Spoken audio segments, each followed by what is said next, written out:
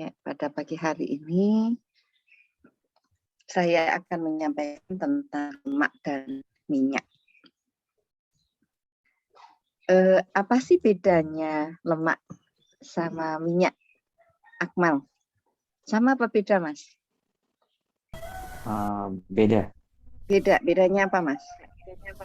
Kalau lemak itu padat, kalau minyak itu kayak cair gitu, liquid gitu. Lem- Lemak itu padat, minyak itu cair. Ya, Akmal dulu dari IPA apa IPS? Dari IPA, Bu. IPA. Oke. Berarti. Jadi lipid, ya orang sering menyebutnya lipid kalau lemak ya. Itu terdiri dari fosfolipid, triglycerid, dan steroid. Ya. Kemudian lipid itu berupa lemak dan minyak. Kalau lemak itu ada atau terbentuk dari asam lemak jenuh dan gliserol, tetapi kalau minyak dari gliserol dan asam lemak yang tidak jenuh. Ya. Itu pengertian secara umum. Ya. Jadi kalau lemak itu merupakan ester yang terbentuk dari gliserol, ya baik itu 1, 2, 3 propanatriol dengan beberapa asam karboksilat yang memiliki rantai panjang. Ya. Kemudian asam penyusun lemak ini disebut dengan asam lemak. Nah, biasanya pada asam lemak itu memiliki 1 molekul gliserol dan dia akan mengikat 3 molekul asam lemak. Maka lemak itu merupakan suatu trigliserid, tri-3 ya. Kenapa 3? Karena ada 3 molekul yang mengikat. Ya. Nah, kalau dilihat struktur umum molekul lemak itu seperti ini. Ya. R1, R2, R3 ini merupakan rantai hidrokarbon. Ya, ini.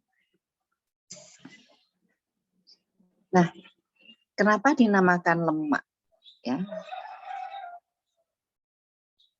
Kemudian biasanya diikuti dengan nama-nama asam lemak ya. Jadi nama lemak itu sebenarnya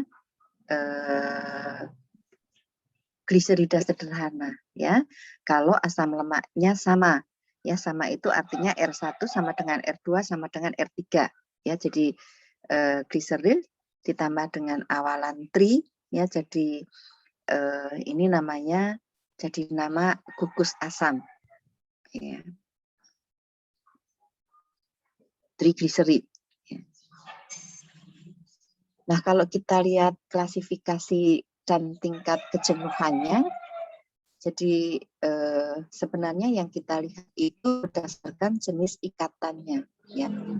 Jadi kalau asam lemak jenuh ini merupakan asam lemak yang semua ikatan atom karbonnya memiliki rantai karbon yang berupa ikatan tunggal. Ya. Jadi jenuh. Jadi lemak jenuh ini yang kalau sudah masuk di dalam tubuh itu kecenderungan untuk mengendap di dalam pembuluh darah itu sangat tinggi. Ya, jadi kalau orang sering mengkonsumsi makanan dengan sumber lemak jenuh, maka di dalam pembuluh darah itu akan terbentuk plak ya, karena lemak jenuh itu dia akan mengendap di dalam pembuluh darah. Dan kalau sudah terjadi atau terbentuk plak di dalam pembuluh darah, maka lama-kelamaan akan menyumbat ya, akan menyumbat pembuluh darah. Jadi kalau pembuluh darah itu tersumbat, ada 2 hal ya. Apakah kemudian kalau jantung itu memompa dengan tekanan yang tinggi, maka dia akan pecah ya. Bisa juga yang kedua dia tidak pecah tapi tidak bisa mengalir dengan optimal, ya, sehingga kebutuhan zat gizi itu tidak bisa terpenuhi. Itu kalau mengkonsumsi atau dampak mengkonsumsi dari asam lemak jenuh. Kalau asam lemak yang tidak jenuh, ini merupakan asam lemak yang mengandung ikatan rangkap pada rantai karbonnya. Ya. Jadi ini adalah asam lemak yang baik untuk dikonsumsi. Orang mengatakan kalau asam lemak yang tidak jenuh itu asam lemak yang atau jenis lemak yang baik dikonsumsi oleh tubuh karena dia kecenderungannya untuk mengendap sangat kecil, ya. Dia keluar lagi dari pembuluh darah, masuk lagi ke hepar gitu ya. Nah, ini asam lemak dan sumbernya. Jadi kalau asam lemak jenuh itu terdiri dari butirat, palmitat, stearat. Jadi kalau butirat itu sumbernya ada lemak susu. Lemak susu itu yang susu wool, ya, atau susu penuh. Kemudian ada palmitat, ini sumbernya ada dari lemak hewani dan nabati, ya. Kemudian ada stearat, itu dari lemak hewani dan juga nabati. Silahkan nanti Anda bisa kembangkan butirat, palmitat, stearat. Kalau butirat sudah jelas ya. Kalau palmitat, stearat itu sumber hewani dan nabatinya di mana? Ya, silahkan Anda kembangkan. Kemudian lemak yang tidak jenuh ini ada palmitoleat, ya, ini lemak hewan dan nabati. Kemudian ada oleat, lemak hewan dan nabati. Kemudian ada linoleat, ini nabati. Linolenat ini minyak biji rami, ya, mungkin Anda juga belum paham ya.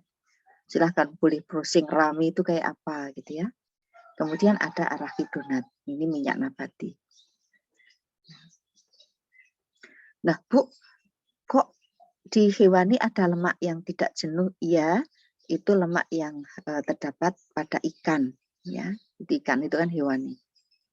Jadi kalau minyak ikan itu masuk di lemak yang tidak jenuh. Kalau yang jenuh kok ada nabati dari mana, Bu? Ya, itu dari kelapa. Ya, coba nanti Anda bisa searching-nya. Kemudian yang kedua ada hidrolisa lemak. Ya, jadi ini merupakan suatu reaksi pembentuk ester dari alkohol dengan asam karboksilat. Ini biasanya disebut dengan reaksi pengesteran atau esterifikasi. Ya. Jadi esterifikasi ini kebalikan dari reaksi kebalikan dari esterifikasi itu biasanya disebut dengan hidrolisis ester. Ya. Jadi kalau esterifikasi itu dari asam karboksilat alkohol ke ester, tapi kalau hidrolisis dari ester alkohol ke asam karboksilat. Nah, kalau kita lihat sifatnya, ya, jadi sifat lemak itu biasanya pada suhu kamar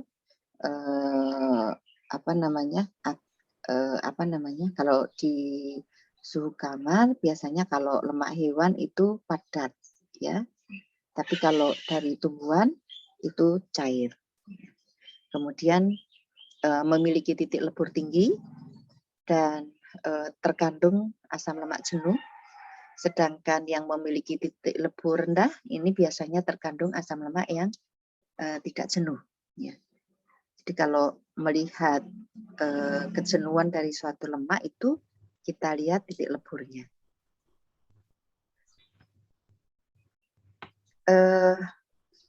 Lemak yang mengandung asam lemak rantai pendek itu biasanya larut dalam air, tapi kalau yang mengandung rantai panjang biasanya tidak larut dalam air. Ya.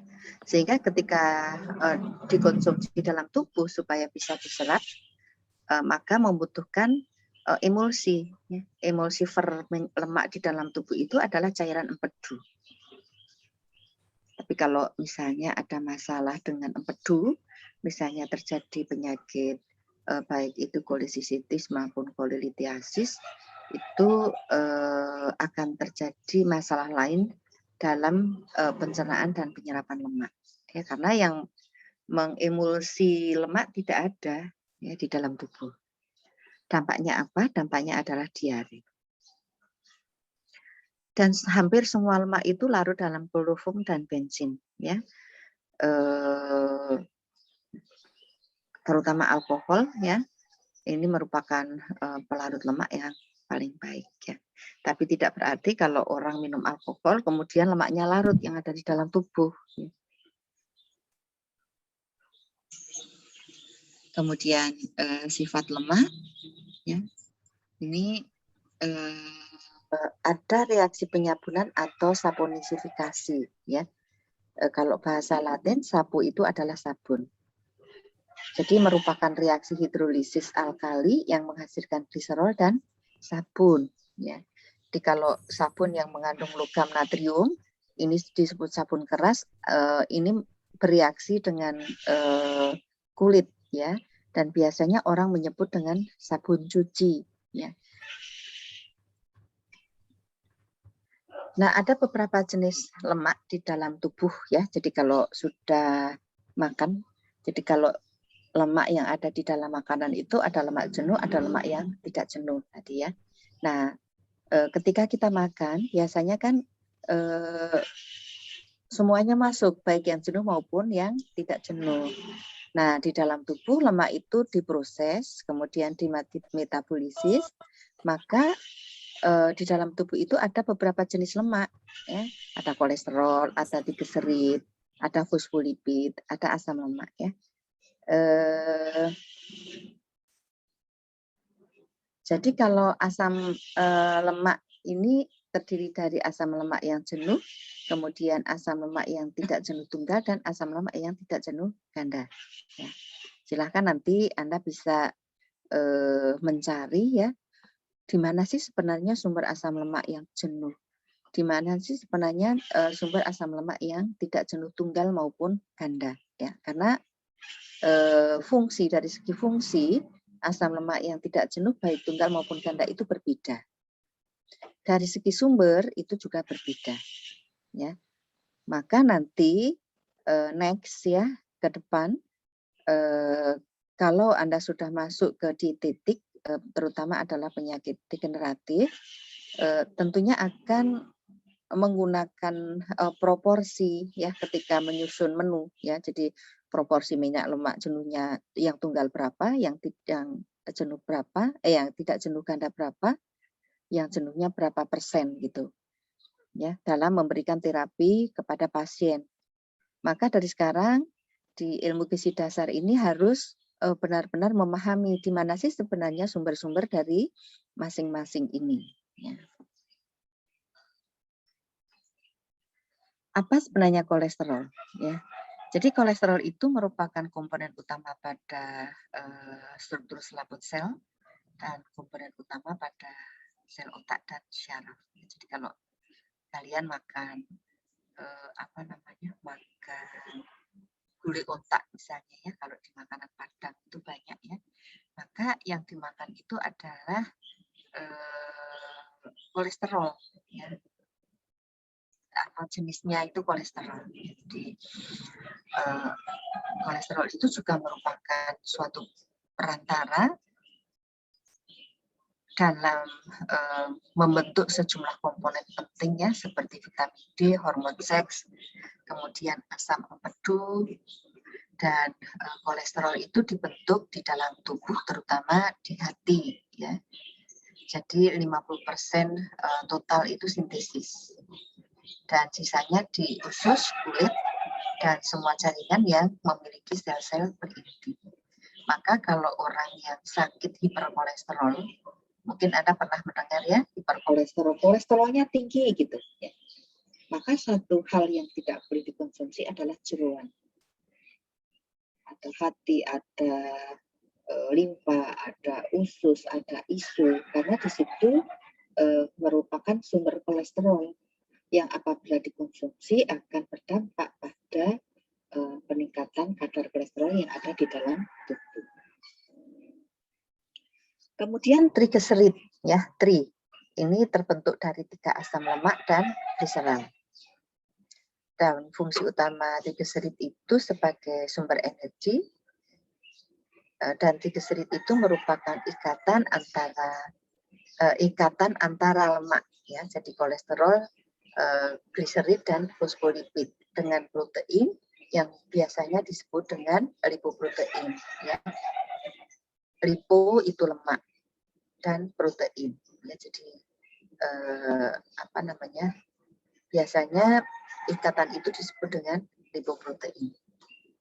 Karena dalam satu ikatan itu ada lemak, ada protein. Jadi fosfolipid itu merupakan gabungan dari fosfat dengan lipid, ya.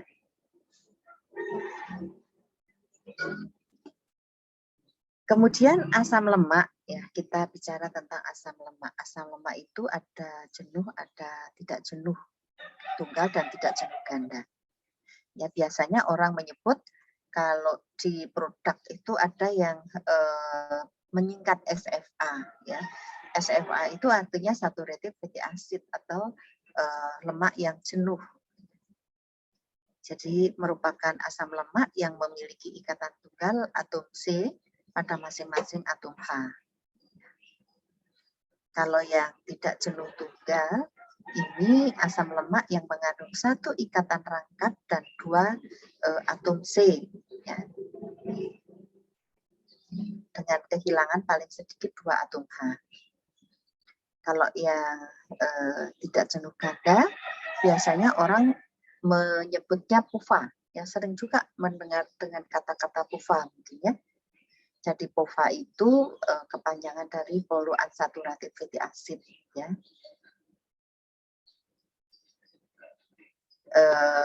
Dia memiliki asam lemak yang tidak jenuh dengan ikatan rangkap yang banyak, ya, dan merupakan asam lemak yang mengandung lebih dari satu ikatan rangkap. Dan asam lemak yang tidak jenuh ganda ini dia akan kehilangan paling sedikit 4 atom H.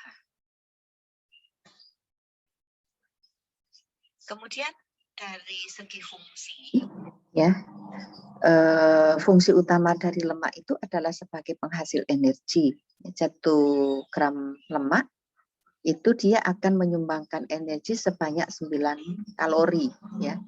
Jadi kalau Anda makan gorengan 1 potong, ya, di dalam gorengan itu biasanya terserap minyak 5 gram. Jadi kalau dalam 1 potong gorengan itu mengandung dari minyaknya saja 5 kali 9 berarti 45 kalori. Itu dari minyaknya saja. Sering orang tidak merasa, ya, saya itu kok gemuk, ya, padahal nggak pernah makan. Lah yang dimakan apa? Aku cuma ngemil apa? Ngemil gorengan. Lah sekali makan berapa? Ya paling tidak kalau bareng sama teman-teman itu ya 5, 7 gitu, ya. Ya tinggal ngitung aja.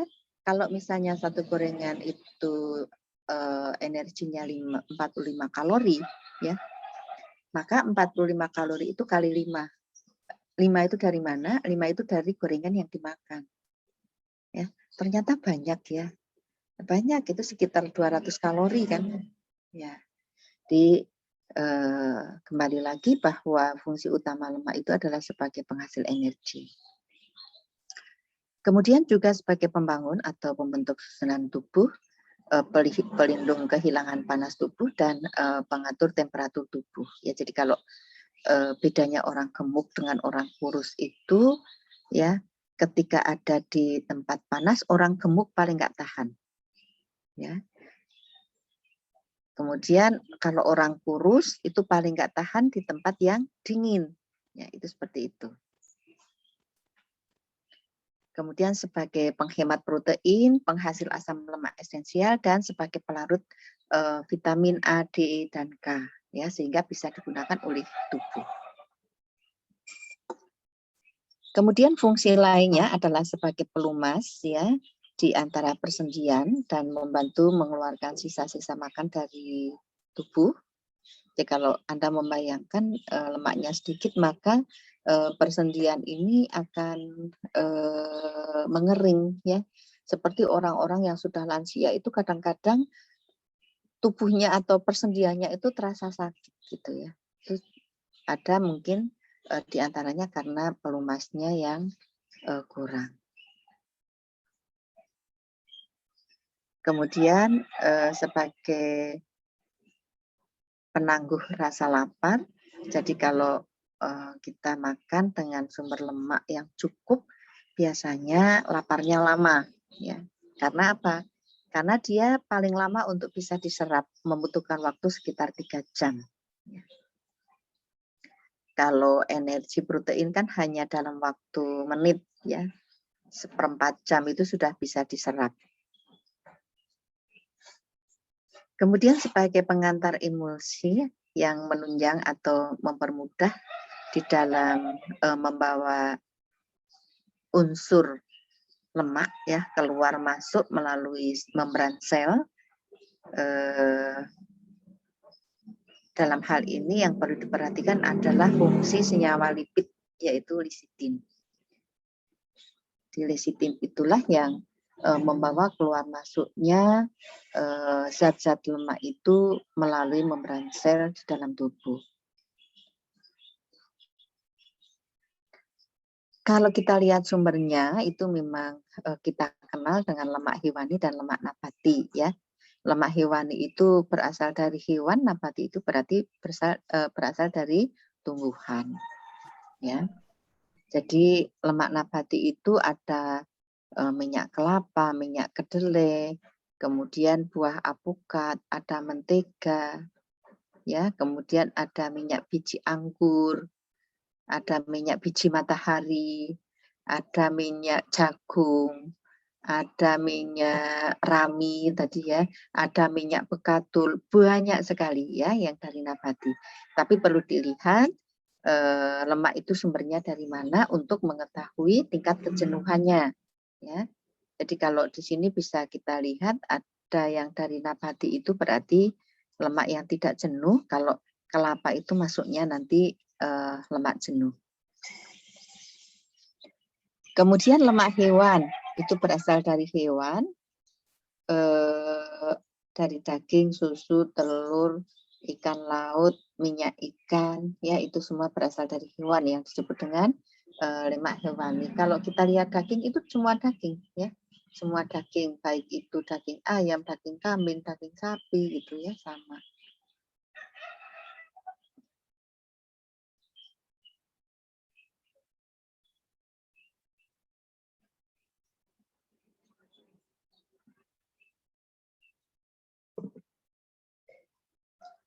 Nah, masuk ke yang lebih spesifik ya, asam lemak yang esensial. Jadi ada asam lemak itu ada 2, esensial dan non esensial. Kalau esensial itu tubuh membutuhkan asupan dari luar, ya asupan lemak dari luar. Tapi yang non esensial itu berarti tubuh bisa membentuk, ya asam lemak itu dari dalam tubuh itu sendiri. Jadi kalau yang masuk esensial itu ada linoleat, linoleat itu ada jagung, biji kapas, bunga matahari, kedelai, kemudian linolenat ini omega 3 ya. Semua yang mengandung omega 3 itu masuknya alinolenat. Kemudian ada arachidonat, ini merupakan suatu prekursor dari prostaglandin yang memiliki fungsi mengatur tekanan darah, kemudian mengatur transmisi saraf, mencegah sekresi lambung dan lipolisis ya, pemecahan. Kemudian ada EPA, ini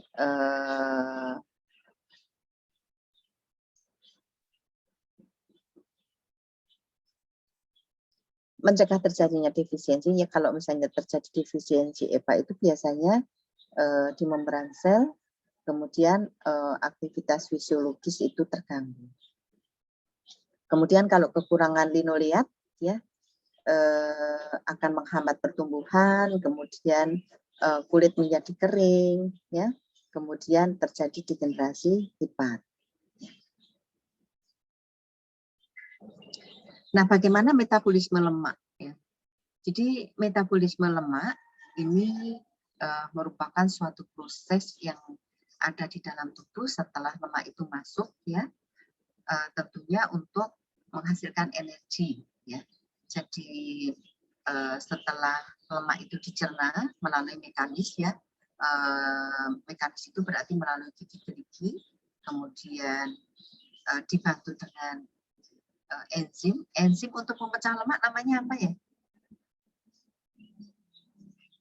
Lipase. Lipase ya. Dibantu dengan lipase, kemudian dipecah-pecah menjadi asam lemak ya, atau lemak yang siap makan, siap diserap gitu ya. Bentuknya adalah asam lemak. Kemudian di dalam metabolisme, artinya metabolisme lemak menjadi energi itu membutuhkan bantuan glukosa. Ya, glukosa itu kemarin Anda sudah dijelaskan mungkin ya sama Bu Jeria bahwa glukosa itu berasal dari karbohidrat. Ya, pencernaan karbohidrat. Jadi karbohidrat ketika dicerna maka akan menjadi bentuk yang paling kecil yang siap diserap untuk diubah menjadi energi, yaitu glukosa. Ya, kalau kelebihan glukosa maka akan disimpan dalam bentuk glikogen ya di dalam tubuh. Kemudian kalau kelebihan glikogen maka akan diubah menjadi lemak deposit sehingga orang itu menjadi gemuk, dan suatu saat lemak itu bisa dipecah atau diubah menjadi energi ketika tubuh itu kekurangan asupan karbohidrat. Nah, lemak yang ada di dalam tubuh akan masuk ke dalam proses metabolisme setelah melalui penyerapan, ya. Kemudian lemak itu akan masuk ke jalur metabolisme lemak dalam bentuk trigliserid, ya. Trigliserid adalah bentuk dari simpanan lemak tubuh. Nah, dalam bentuk trigliserid itu lemak disintesa menjadi asam lemak dan gliserol. Kemudian asam lemak dan gliserol inilah yang kemudian masuk ke dalam proses metabolisme energi atau proses diubahnya menjadi energi. Ini kalau kita lihat ya, jadi pada proses gliserol itu akan masuk gliserol dan asam lemak ya, ini membutuhkan glukosa untuk memasuki ke dalam siklus Krebs. Dan ketika memasuki siklus Krebs ini, gliserol dan asam lemak bisa diubah menjadi energi. Jadi lemak itu diubah menjadi energi melalui siklus Krebs ya di dalam tubuh. Nah, siklus Krebs itu seperti ini. Saya tidak akan menjelaskan karena nanti akan dijelaskan di metabolisme ya. Metabolisme nanti ada zat gizi mikro, zat gizi makro. Di ini sebagai dasar saja. Kemudian di mana lemak itu diabsorpsi atau diserap ya. Jadi lemak itu diserap di usus halus atau jejunum ya dalam bentuk misel, dan biasanya secara difusi itu lemak akan diserap, tapi tergantung ada tidaknya fatty acid binding protein karena di dalam tubuh masing-masing berbeda-beda ya. Kemudian ada kemudian kecepatan reesterifikasi asam lemak berupa monoasilgliserol ya. Kemudian kalau kolesterol dia akan direesterifikasi menjadi katalisit by acetyl-CoA ya. Kemudian kalau C4 sampai C10 ini biasanya langsung diserap masuk ke dalam darah, kemudian masuk ke dalam hati, kemudian dioksidasi. Nah, kalau lemak yang transport dari sel usus itu biasanya bentuknya adalah kilomikron. Ya. Nah, di dalam tubuh itu kalau terjadi baik pencernaan maupun penyerapan lemak itu biasanya kalau tidak terjadi lipolisis ya, karena adanya kekurangan enzim yang disebabkan karena suatu penyakit ya, pankreatitis, batu empedu, liver ya. Karena ketiga penyakit ini berkaitan dengan empedu. Ya. Jadi kalau seseorang sakit pankreas, batu empedu maupun liver atau hepatitis ya, maka biasanya empedunya juga akan ikut terganggu ya, sehingga dampaknya adalah pada pencernaan maupun penyerapan lemak. Ya. Terima kasih. Itu yang bisa saya sampaikan terkait dengan lemak. Silahkan kalau ada yang ingin bertanya. Kalau saya bisa menjawab, saya jawab. Kalau nggak bisa, saya jadikan PR buat Anda. Oke, silahkan. Izin Maaf bertanya, Bu. Ibu, izin bertanya Bu. Ha, ladies first ya Mas. Oke. Mohon Yuk. maaf Bu, izin bertanya. Kan Anissa. tadi Bu Sufi menjelaskan yang sifat lemak itu ada penyambunan atau saponifikasi. Nah itu, tapi di internet saya itu membaca ada sifat fisis lemak sama sifat kimia lemak lah, yang membedakan antara sifat fisis lemak sama sifat kimia lemak itu apa ya Bu? Nah itu tadi yang sabun sifat kimia Mbak. Oh baik Bu. Uh-uh. Terima kasih Bu. Sama-sama. Silakan yang jawab. Oke, Tadi yang Ibu jawab. izin. Iya. Tadi kan Ibu udah jelasin tentang lemak jenuh dan lemak tak jenuh. Pengen dikaitkan ini untuk apa? Jenis lemak apa sih yang harus dihindari agar berat badan tuh berkurang gitu. Jadi untuk orang-orang yang diet gitu. Jadi jenis lemak apa yang harus dihindari gitu. Apakah lemak jenuh atau lemak tak jenuh? Terima kasih, Bu. Yeah.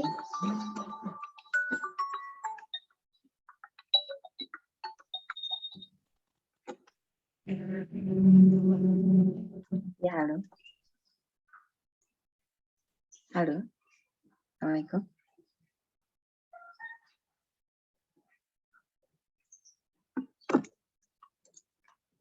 Ya, baik. Pertanyaan sangat bagus dari Akmal ya. Kalau orang gemuk itu lemak mana yang harus dihindari ya. Jadi yang pertama adalah lemak yang jenuh ya, lemak yang jenuh. Jadi lemak yang kemungkinan mengendapnya tinggi karena memang kenapa yang jenuh di dalam tubuh itu sudah banyak simpanan lemak ya. Kalau masih dikasih lemak jenuh maka nanti akan terjadi pengendapan yang cepat. Kemudian kalau sudah terjadi pengendapan yang cepat maka dampaknya adalah dengan berbagai penyakit gitu. Nah, sebenarnya bagaimana sih kalau orang gemuk? Kalau orang gemuk itu sebenarnya ya yang paling baik adalah menghindari lemak baik jenuh maupun tak jenuh. Tapi yang paling yang bisa untuk dikonsumsi itu yang tidak jenuh baik ganda maupun tunggal. Gitu Mas Akmal. Baik Bu. Izin tanya lagi boleh? Ya satu lagi ini saya sudah di telepon untuk ganti kelas. Ya satu lagi nggak apa? Nggak jadi Bu. Nggak jadi. Saya mau bertanya. Ya satu lagi monggo. Tadi kan dijelaskan tentang asam lemak nabati dan hewani ya Bu. Iya. Itu perbedaannya hanya dari sumbernya aja atau ada perbedaan lainnya ya Bu? Ya, baik terima kasih. Apa sih bedanya asam lemak, lemak nabati dan hewani? Apakah dari sumbernya saja atau jenisnya? Jenisnya Mbak, tidak hanya sumbernya. Jadi kalau yang dari nabati tadi maksudnya yang tidak jenuh ya. Kemudian yang tidak jenuh itu sifatnya dia tidak mengendap di dalam pembuluh darah itu yang paling penting ya. Kemudian yang jenuh itu sifatnya dia mengendap di dalam pembuluh darah karena dia memiliki sifat untuk sifat untuk mengendap ya. Apa itu namanya ya? Kalau berat molekul ya, berat molekulnya lebih tinggi gitu ya. Nah, kalau yang lemak dari nabati itu biasanya dia akan meningkatkan HDL, high density lipoprotein. Jadi dia membantu high density lipoprotein itu dia akan membantu mengeluarkan lemak dari dari pembuluh darah ya kembali ke hati. Sehingga asam lemak yang tidak jenuh ini yang berasal dari nabati itu sangat bagus untuk tubuh. Seperti itu. Nah, nanti Anda akan lebih jelas ketika masuk ke metabolisme ya, zat gizi makro maupun zat gizi mikro. Ya, nanti ada. Jadi kalau sekarang silakan saya mengenalkan dulu ya di dasar, baru nanti masuk secara khusus itu bagaimana sih asam lemak yang berasal dari hewani maupun nabati itu ketika masuk ke dalam tubuh. Apa yang akan terjadi di dalam tubuh? Ya, nanti akan semakin menarik ke sana. Gitu ya, Mbak? Iya, Bu, terima kasih. Sama-sama, kembali kasih. Baik, mohon maaf karena saya sudah ditunggu kelas lain. Ini yang bisa saya sampaikan untuk lemak dan minyak. Mohon maaf sekali ya, pagi-pagi sudah harus kuliah karena memang dalam satu hari ini full karena ada persiapan APT ya, akreditasi perguruan tinggi. Sehingga kita dilibatkan ke sana dan dampaknya ngajarnya jadi pagi-pagi disuruh ngajar, malam-malam disuruh belajar gitu ya. Mohon maaf. Ya, baik itu saja yang bisa saya sampaikan. Kurang lebihnya mohon maaf, nanti bisa kita lebih perdalam di diskusi. Kita akhiri dengan bacaan hamdalah bersama. Alhamdulillahirabbil alamin. Assalamualaikum warahmatullahi wabarakatuh.